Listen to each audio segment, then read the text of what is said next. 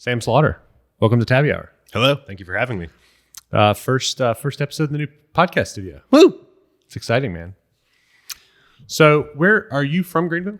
I am not originally. I've been here for about 5 years now. Okay. Yep. Originally from New Jersey and then bounced around from college on for about a decade, just trying to get my shit together and figure out what I was supposed to be doing. And then I was at USC in Columbia teaching as I was doing some of my early freelance spirits writing. And then I got an offer from the company that I worked for that basically they were like, well, if you come back home to work in New York City, we can't give you a job immediately, but within 6 months or so. And it came down to keep teaching college freshmen, college English and rhetoric at USC, or move home, work in New York City, and eat and drink for a living. And it was a very easy decision. Yeah, that's a no-brainer. Yeah. So what is a writer for food and beverage? What does that look like? A lot of different things I've been very lucky in my career to be able to do a lot of things that I wouldn't otherwise have gotten to do. Like I've been able to travel to a lot of different countries around the world and have some really cool experiences.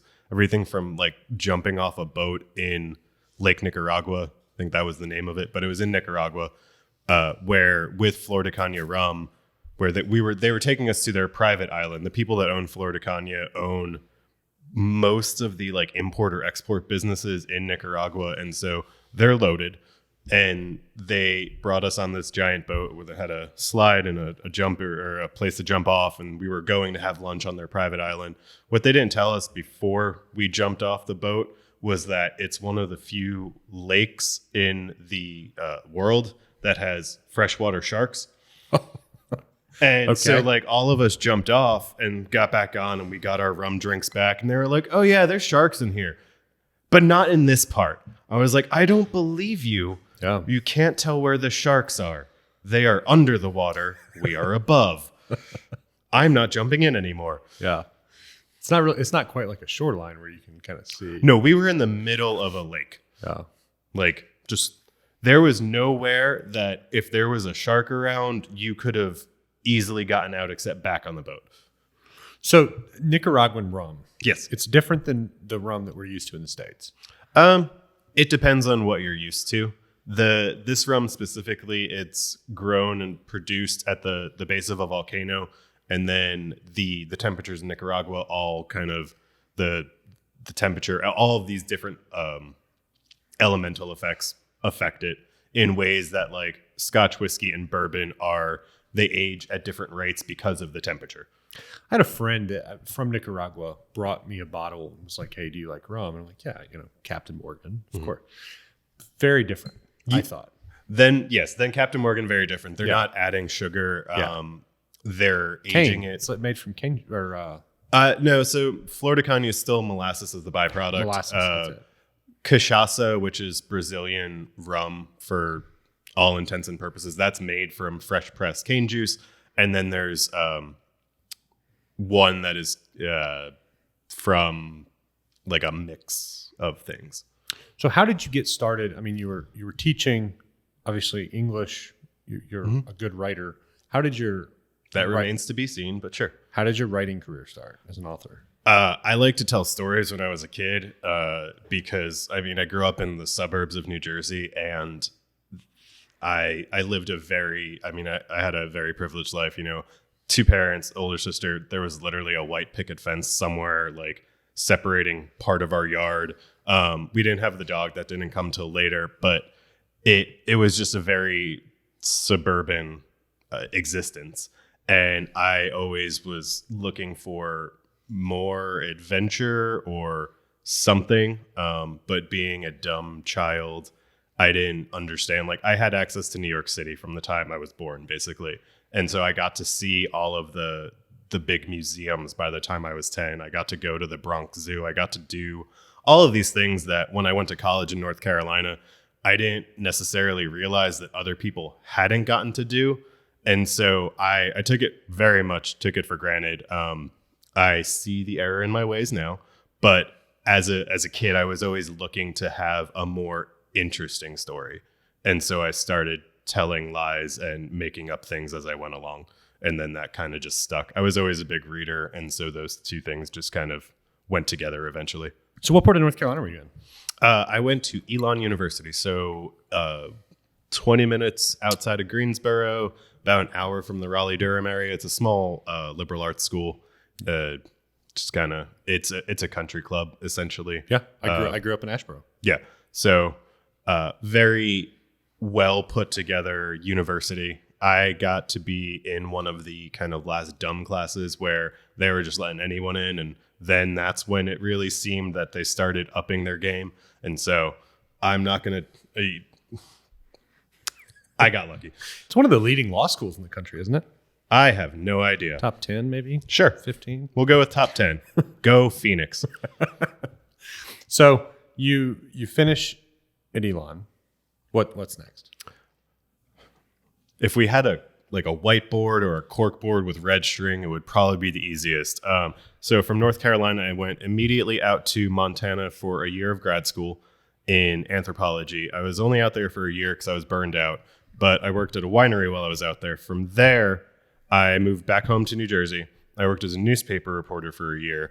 I was doing like beat reporting for a weekly paper. It wasn't anything significant and it was quite boring. And I was on the road like 3 hours every day because I lived an hour and a half away from my office. And then from there up to New Hampshire, where I did AmeriCorps, where I taught fourth grade at a at-risk school in Manchester, in Manch Vegas. From there down to Florida, where I got my master. I went back to grad school, got my master's this time, worked on and helped open a brewery there. From there, I was fired from the brewery by the two owners / former best friends after that point. Got a job as a copywriter for a multi-level marketing company, which I was there for about 6 months. At that point, I was dating someone who was, she had just graduated as an undergrad, was looking at grad schools for her program. And so she was going to be leaving. I was like, I might as well apply for something else. Why not? Ended up at USC for the MFA program in fiction writing. And that's when the sort of the food and booze writing stuff kind of got going.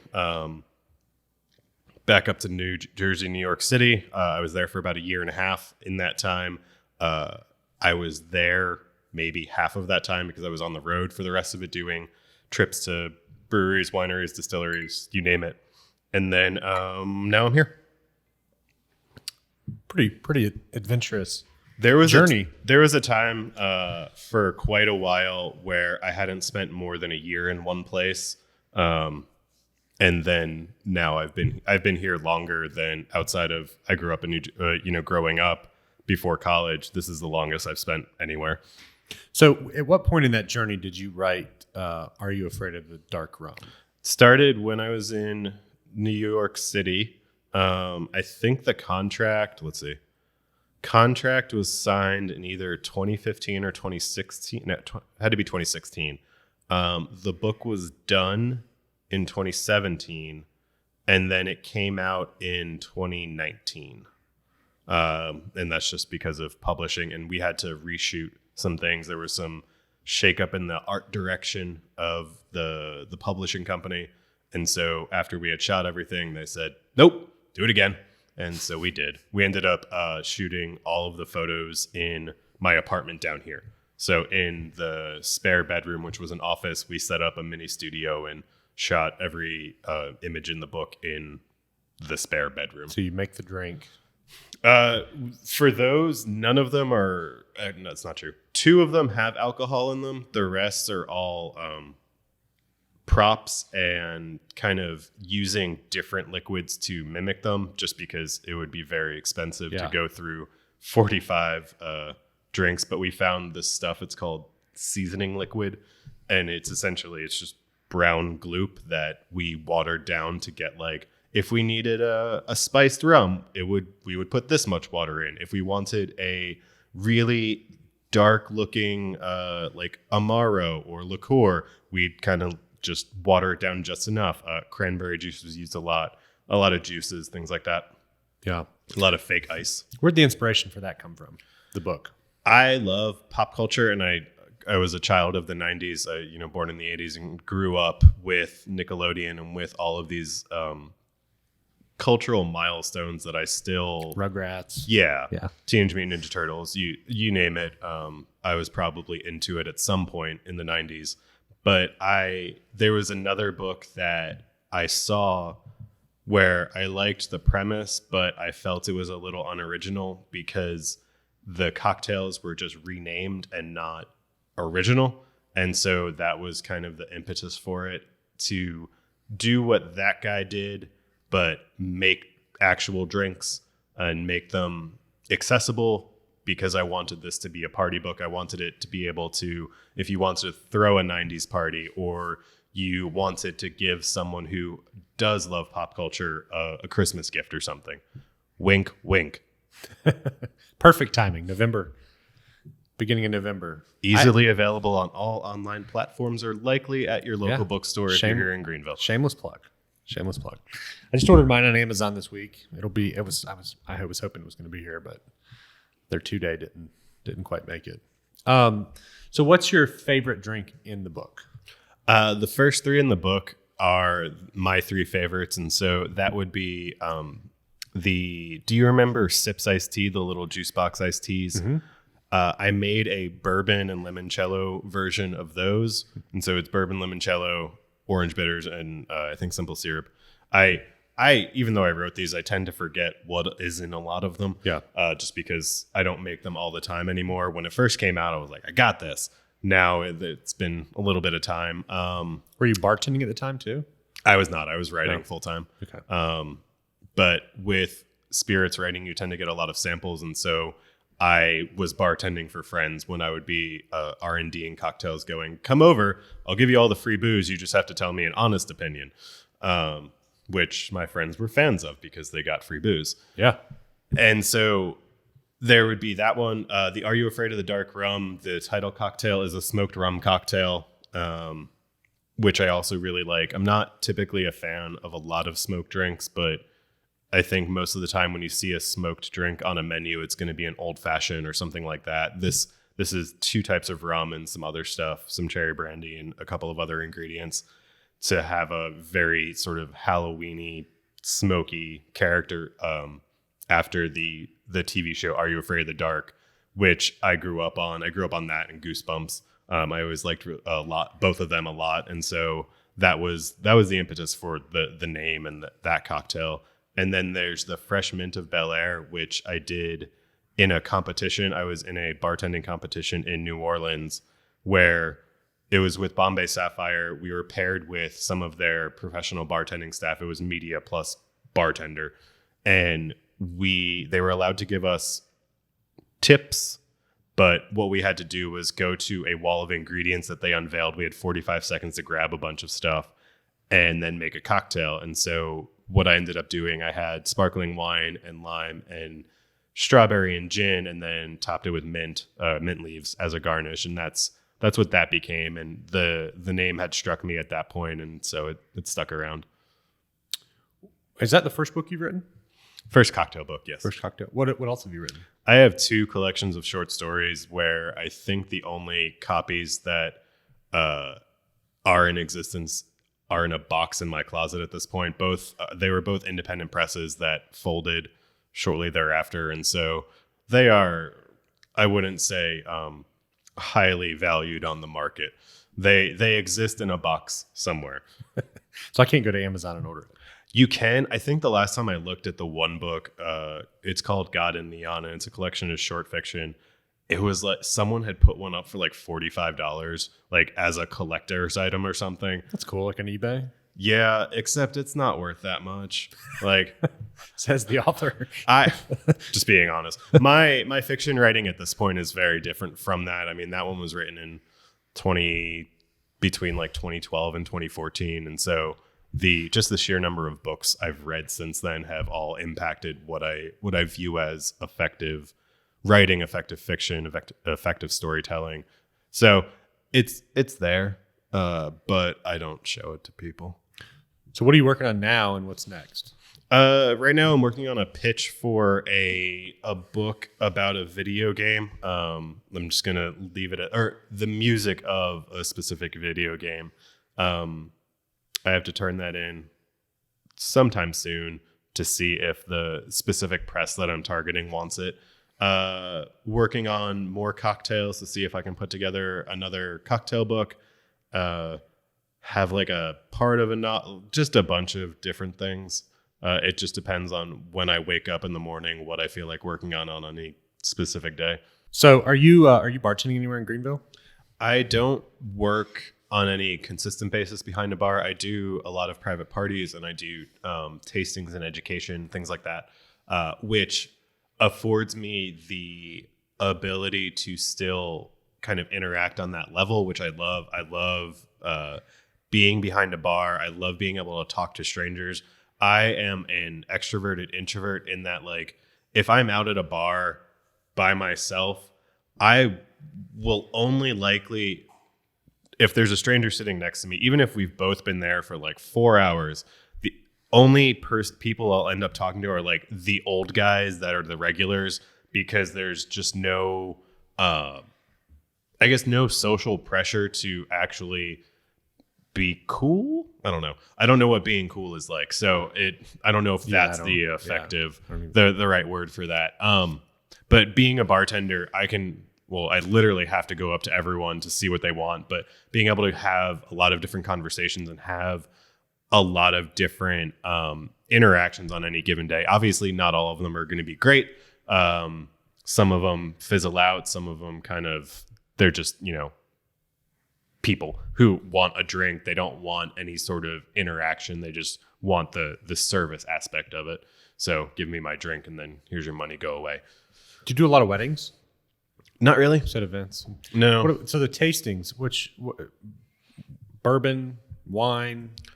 I've done here in Greenville, I think all of them except one have been spirits related. So gin, vodka. I've done bourbon, a lot of bourbon or various whiskeys. There was a brandy in there once. There was a liqueur. We worked with Cointreau, the orange liqueur. So we did a little taster of that, and then just sort of and rum, lots of rum. Is that kind of your go-to? It depends. It's both seasonality and context.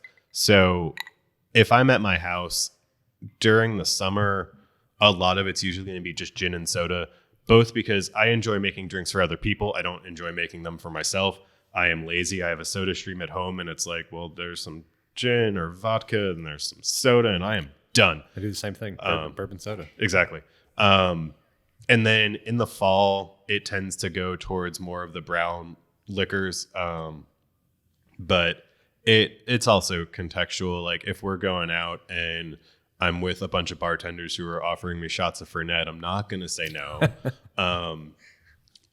But if I'm at a wine dinner, I'm perfectly fine having, multiple glasses of wine and then at the after party switching to, vodka sodas, vodka martini, whatever's there. I'm a very Catholic drinker in that I accept all liquors. Universally accepted in the liquor realm, except for maybe Malort, but that's fine. Yeah. So you say bourbon is specifically fall. There is something about fall for that me brings that out. It's kind of the same for me too. My wife came up with a name for guys that drink bourbon, specifically as smoked bourbons in the fall, is Bonfire Bros. It's kind of the male version of the pumpkin spice female. Mm-hmm. I can see that. When I was thinking about the seasonality just now too, that rule for me kind of goes out the door when it's summer and we're sitting around a fire. Yeah. If I'm camping or we're just out, having a bonfire at a friend's house, then probably bourbon, just because it goes more with the aesthetic of what's going on and kind of the overall feel. What's been your favorite place that you've lived in the last? Because you've been 10 different places. seems like. 1, 2, 3, 6 states. I mean, I'm here and I've been here for 5 years. When I've had opportunity to leave, I really like the size of Greenville, and also its proximity to a lot of other things. Being able to get up to Asheville or Hendersonville, get down to Charleston, get over to Atlanta or Charlotte, or even up to Knoxville. I like that ability. I like that we have an airport here that services enough different places, but then also being able to go out during the week and go to, my favorite bar on a Wednesday for Wine Wednesday. And it's literally, it's the Cheers thing where everyone knows your name. The bartenders who are there all know my name, but also like the other regulars that are at the bar see them on a Wednesday like normal and we'll chat. But then if I see them on a Sunday, if I end up there for like mimosas or something, it's like, oh, how was the rest of your week? And we catch up. Yeah. Start, learning about each other's lives and things. Which bar is that? It is the Harris Teeter Wine Bar on Stone inside the Harris Teeter. No shame in that game. That is my favorite bar in town, not only because it's close to where I live, but like I said, it's a very local community sort of, a community environment. Yeah. You can grab your groceries on the way home too. Yes. Or they have a great fresh food bar. If you have enough, you then just go get things you don't need. Right. Because something like a thing of mozzarella balls and a thing of guacamole and like 4 bags of chips sounds like a good idea. And it is. At the time. Maybe not the next day. What's your favorite bar downtown other than the Harris Teeter? That's tough. I like top 3, like go-tos. So when we're thinking about cocktails and things, I go where the bartenders that I like and I appreciate and I respect their bartending game are. And so if I'm going out for a cocktail, normally Luna Rosa is probably my favorite. Jenny, who works there, is a rock star. And so I normally bring people from out of town there first. I love Society. Their food's great, and the environment is a ton of fun, whether you're downstairs or upstairs, for their Tiki Tuesdays or things like that. Let's see, where else? I enjoy, as a sports bar, I enjoy Charleston Sports Pub. I was hesitant at first because it was the old Wild Wing Cafe, and whenever you went in there, it was just kind of very sad. Like no one seemed to be enjoying being inside that establishment, but now it's fun. They've got obviously tons of sports on, nice selection of beers, and the burgers and everything are pretty tasty. I think I'm also blanking on like the other 100 bars that are downtown. Well, two great ones that are cocktail bars. One is Exile, obviously closed right now. That was while it was open, that was my favorite. You can't go wrong with their a $5 or $6 old fashioned, whatever it was. But then Steven, Mills, Devin, any of the people that were behind the bar, you could just go up to them and say, I want gin and I want it spirit forward, but I want some sort of bitter in there, and then they would work their magic. I went to Rabbit Hole the other night. Okay. I have not been yet. Sat in the back room, and this is bad. I can't remember the guy's name. He's going to be on the podcast. But you should probably learn his name before then. It's in my phone. But he made me, both times, I sat down, ordered an old fashioned, and he was like, "Are you feeling creative?" And he made me 2 different old fashions. Never had anything like it. It's like homemade bitters that he made with his own simple syrup that's like pumpkin. It was really good. Very good. I enjoy that, but I think a lot of my choices for going and wanting the bartender to take the wheel comes from a lot of the time when I was doing these press trips and things, everything is curated. And so when I go, I've had the opportunity to go to a number of different Michelin star restaurants where everything is precise. Everything is just, mind blowing. And so I don't have to think about what I want to order because it just comes and they put it down in front of me and then I put it in my mouth and then they give me more things and then more things and then more things. And then I waddle off to the hotel room. And so after multiple years of just not having to think about making a decision in a restaurant, now when I have to, I don't like it. And I realize how spoiled, rotten, and douchey that sounds, but also I am lazy at heart. Yeah. Do you cook at all yourself? Oh, I've been cooking since I was 3. Yeah. We cook in my house probably 6 nights a week. We'll normally go out 1 night a week. That's impressive. My partner also likes to cook, and so between the two of us, we bounce back and forth. And so there's always, and I like collecting books in general, but I couldn't even tell you how many cookbooks for reference, and I like looking at pretty pictures, but we'll go through on like a Sunday and sort of earmark 4 recipes, 5 recipes, whatever, and make it a point to try those instead of going to just our old, like, you know, if I have 5 go-to recipes, she's got 5, making those things over and over again. So who's the better cook? I can't answer that because if she listens, she might get mad at the answer, at the truth. We have a chili cook-off coming up that her friends put on every year. I'm going to need to get in on that. You're welcome to come. It's out in Woodruff. I haven't participated before, and I have told her multiple times, bragging that I am going to be the one taking home the trophy, and she doesn't want necessarily to accept that yet, but I'll make it easy for you guys and show up and take the trophy home. Oh no, no, sir. I've got 3 meats in mind. So yeah. So what's your favorite bar story from bartending days? Let's see. And I should have been thinking of this because that was what was discussed. And my mind goes blank. Let's see here.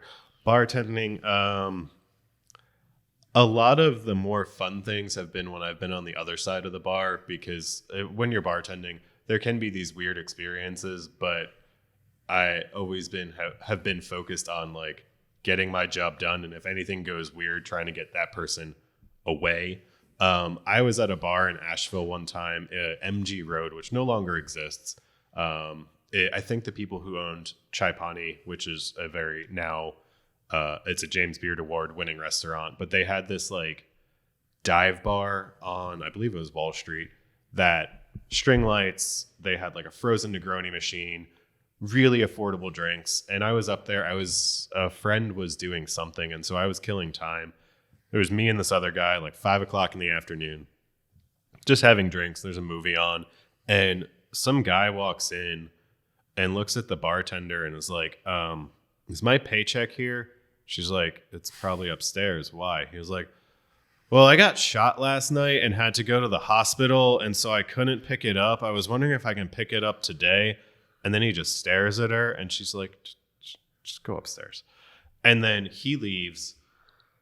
And there's a good 10 seconds of silence where all of us, the 3 of us that are there, are just kind of processing this, because now I'm sure he may have been able to cover it up, but you would think if you got shot, you'd spend more than like a few hours in the hospital, or maybe have some bandages on. I don't know. Maybe TV is messing with me in like what post gunshot looks like.